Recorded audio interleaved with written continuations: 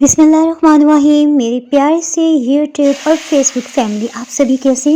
Dhaba style तड़के वाली मज़ेदार सी दाल किस तरह से बनाई जाती है, इसमें क्या बेसिक टिप्स हैं। दाल को अगर आप इस रेसिपी से बनाएंगे तो यकीन करें कि सभी घर वाले गोश्त को छोड़ के ना दाल चावल खाना पसंद करेंगे।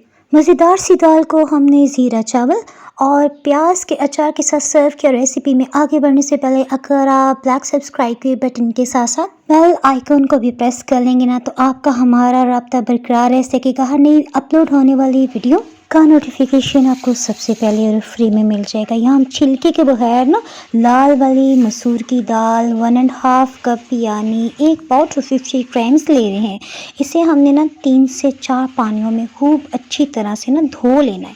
ये देखिए, इसमें जो ये वाइट सा पानी ऊपर आ गया ना, इसे निकालना बहुत ज़रूरी है। इस पानी को गिरा देने के बाद हम दोबारा से इसमें साफ़ पानी भर लेते हैं।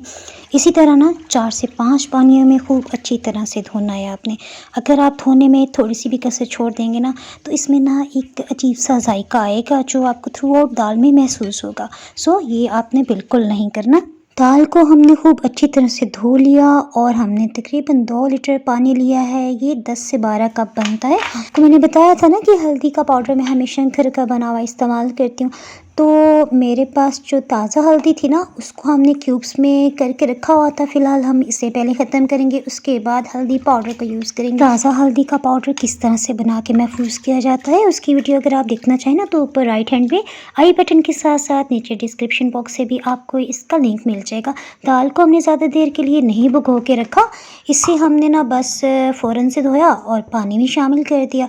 जितनी देर में पानी में उबाल आता है, साथ ही हमने ना लहसुन अदरक का पेस्ट ये ना रमज़ान से पहले बना के रखा था, और इसे बनाने की भी ना स्पेशल टिप्स हैं। इसकी वीडियो भी अपलोड हो चुकी है। ये देखें, बिल्कुल भी इसकी रंगत ख़राब नहीं हुई। ये 2 खाने वाले चम्मच भर के हमने डाला है।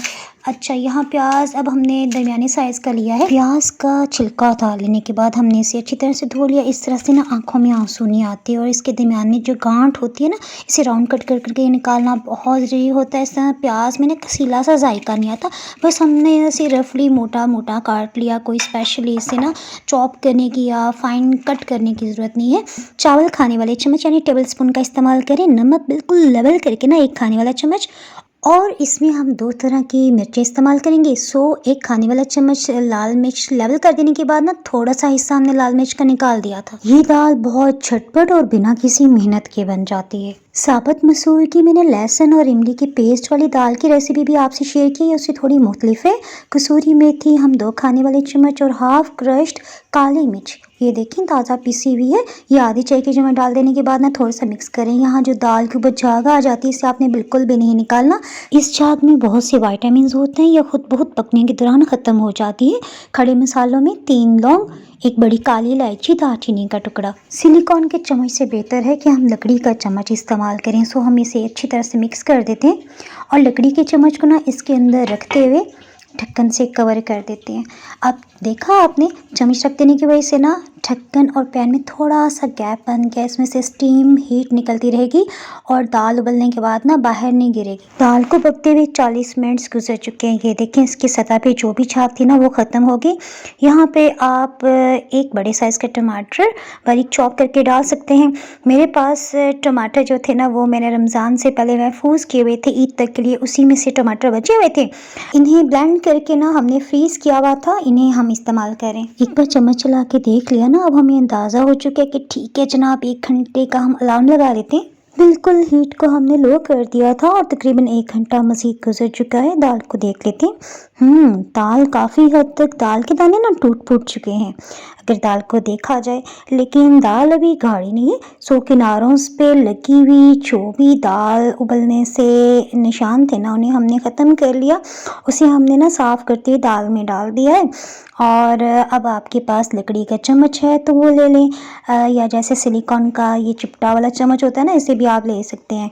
क्योंकि यहाँ दाल को हमने खूब अच्छी तरह से मैश करना है और टाइम की कमी थी, सो हम यहाँ पे हैंड ब्लेंडर का इस्तेमाल करें। अच्छा, दाल को ना आपने टोटली ब्लेंड नहीं करना। अगर आप मैश भी करें ना, तो आपने इसे हाफ मैश करना है। अगर आप लकड़ी का चम्मच भी इस्तेमाल करें ना, तो जिस तरह कहते हैं ना दाल को घोटना, आधी दाल घोटी जाए और कुछ-कुछ दाने जो हैं वो अच्छे पीस जाएँ, कुछ दाने साबुत रहें। तो इस तरह से दाल में गाढ़ापन भी आ जाता है और दाल लुक वाइज़ भी अच्छी खूबसूरत लगती है और ज़्यादा टेस्टी हो जाती है। इस स्टेज पे हीट ऑफ करने से पहले आप इसे चख भी सकते हैं। इससे आपको अंदाज़ा होगा कि आपको हरी मिर्च इसमें डालनी चाहिए या नहीं। तो इससे ज़्यादा स्पाइसी अब्बू जान बिल्कुल भी नहीं खा सकते। सो हमने इसमें हरा धनिया डाल देने के बाद हीट को ऑफ कर दिया। इसे दूसरी साइड पे शिफ्ट करते हैं और साथ ही हम ना तड़के की तैयारी कर लेते हैं। साबुत मसूर की दाल जिसमें लहसुन का तड़का लगता है ना, वो थोड़ी अलग अंदाज में बनाई जाती है। उस रेसिपी को अगर आप देखना चाहें तो ऊपर आई बटन के साथ साथ नीचे मैं डिस्क्रिप्शन बॉक्स में भी उस रेसिपी का लिंक डाल दूंगी। यहाँ हमने तड़का लगाने के लिए ना आधा कप देसी घी लिया है। हीट को मीडियम लो रखा हुआ है। जैसे देसी घी खूब अच्छी तरह कड़कड़ाने लग जाएगा तो तभी इसमें हमने ज़ीरा डालना है। ज़ीरा 1 चाय की चम्मच है। ज़ीरा बहुत नाजुक होता है, थोड़ी सी हीट से जलने लग जाता है। सो आपने ना सभी चीज़ों को अपने पास रखना है और फिर तड़का लगाना शुरू करना है। यहाँ गोल वाली लाल मिर्ची ये 5 से 6 हमने ली। इसे भी अच्छी तरह से मिक्स कर देते हैं।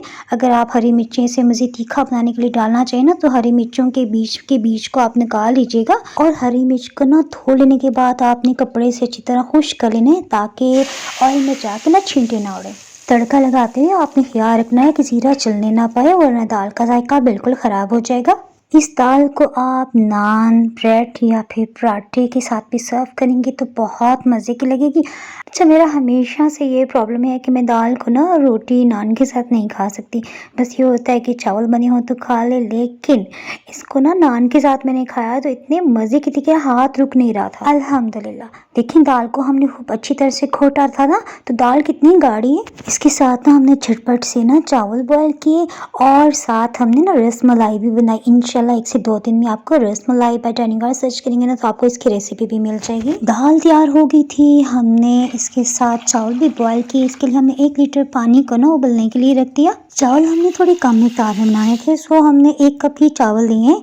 इसे हमने 3 से 4 पानियों में ना खूब अच्छी तरह से धो लेने के बाद इसको भिगो के रखने का टाइम नहीं था। सो चावल के स्टार्च को निकाल लेने के लिए ना हमने 4 से 5 पानियों में अच्छी तरह से धो लेने के बाद ना इसको सिर्फ 5 मिनट के लिए ही हमने रखा और इतनी देर में देखा तो पानी भी उबल चुका था। पानी में आधी चाय की चम्मच नमक और 1/4 टीस्पून ज़ीरा डाल देते हैं। इससे ना उबले हुए चावलों में बहुत अच्छा टेस्ट आ जाता है। 3 लौंग, 1 दालचीनी का टुकड़ा और 1/4 टीस्पून ही हमने ना साबुत काली मिर्च भी डाल दी है। इससे चावलों में बादीपन भी नहीं रहेगा और ज़ीरा उबले हुए चावल बहुत अच्छे बनेंगे। ये देखिए बस चावलों को ना हमने इतनी देर तकरीबन 5 से 7 मिनट के लिए भिगोया है। पानी अब हमने गिरा दिया है और सभी चावलों को हम अच्छी तरह से इसमें से निकाल देते हैं। अच्छा, चावल अगर आपके पास अच्छे वाले किसी कैशिंग करिएगा ना तो इस सूरत में आपने पानी गिराना है। अदरवाइज़ अगर आप खुले चावल लिए हैं या किसी आपने जनरल स्टोर या चक्की से लिए हैं तो इस सूरत में आपने पानी रहने देना है, क्योंकि ना जो पाकिस्तान में तो मुँह मुझे चावल मिलते हैं उसमें ना मिट्टी के ज़रात भी होते हैं। सो आपने ना नीचे के पानी को लाजमी गिरा देना है। चावल ना टूटें इसके लिए ज़रूरी है कि आप बस इसमें एक दफ़ा चम्मच लाएँ ताकि नमक और सभी मसालों का जायका इसमें आ जाए। और जैसे ही पानी में उबाल आया ना तो आपने थोड़ा सा पानी को चख लेना है। इससे आपको अंदाज़ा होगा नमक सही है कि नहीं। परफेक्ट। और जब पानी में उबाल आ गया ना उसके बाद से आपने टाइम को काउंट करना शुरू करना है। ये देखिए 4 मिनट्स गुजर चुके हैं और अगर चावल को देखा जाए, मैं आपको जूम करके दिखाती हूँ। देखिए हर चावल का ना 4-4 पीस अलग से आपको दाने, चावल के अलग अलग से दाने नज़र आएंगे। जो कन्नी कहते हैं ना, 4 कन्नियाँ अलग अलग से आपको इसमें नज़र आएंगी। और जब चावल को उबलते हुए 7 मिनट्स गुजर जाएंगे इस स्टेज पे आपने हीट को ऑफ कर देना है। ये मैं थोड़े से छान लूँ इसमें से पानी को और फिर मैं आपको दिखाती हूँ कि अब कितनी कन्नी रह गई है। यानी जो चावल की कन्नी मीन्स यानी चावल अभी कितना कच्चा है। ये तकरीबन अगर आप इसके दाने को हाथ से प्रेस करेंगे ना तो 80% 85% तक लाजमी गला होना चाहिए, थोड़ा सा कच्चा रहे। हमने इसमें 1/4 कप पानी रहने दिया है और छलनी में जो थोड़े से चावल बच गए ना वो भी हम इसमें डाल देते हैं। इसके जायके को बढ़ाने के लिए आप चाहें तो यहाँ पे मक्खन डाल सकते हैं। हमने यहाँ पे 1 टेबल स्पून देसी घी जो है वो अच्छी तरह इसमें थोड़ा सा मिक्स करके डाल रहे हैं। आप चाहें तो 2 से 3 टेबल स्पून ऑयल भी डाल दें। इससे ना चावल उबलने के बाद खिले खिले से बनेंगे। चावलों को दम अच्छी तरह आए और स्टीम अंदर ही रहे। बेहतर है कि आप ढक्कन में ना इस तरह से कोई कपड़ा लगा लेंगे ना तो स्टीम इसके अंदर लॉक हो जाएगी। हीट को हमने बिल्कुल लो कर दिया है। तकरीबन 10 मिनट्स के बाद ये देखें ज़बरदस्त से चावल खिले खिले से तैयार हो गए हैं। इसे हमने ना प्याज के अचार के साथ सर्व किया। प्याज का अचार हर वक्त मैं घर प्याज का अचार हर वक्त मैं घर में बना के रखती हूँ। इसका ये फ़ायदा है कि आपको समटाइम्स जब टाइम कम हो ना, तो सैलेड ना बनाओ, उस टाइम पे आपके बड़े ही काम आएगा। बिल्कुल आज भी ऐसे ही था कि मेरे पास टाइम शॉर्ट था और चटपटा मज़ेदार सा प्याज का अचार हमारे काम आया। प्याज का अचार हमने कैसे बनाया, इसकी रेसिपी अपलोड हो चुकी है ऊपर राइट हैंड पे। अगर आप देखेंगे ना तो आपको इस रेसिपी का लिंक भी नज़र आ जाएगा। इसी तरह अनियन पिकल बाय चाइनिंग और सर्च करेंगे तब भी आपको इस रेसिपी का लिंक इंशाल्लाह ताला मिल जाएगा।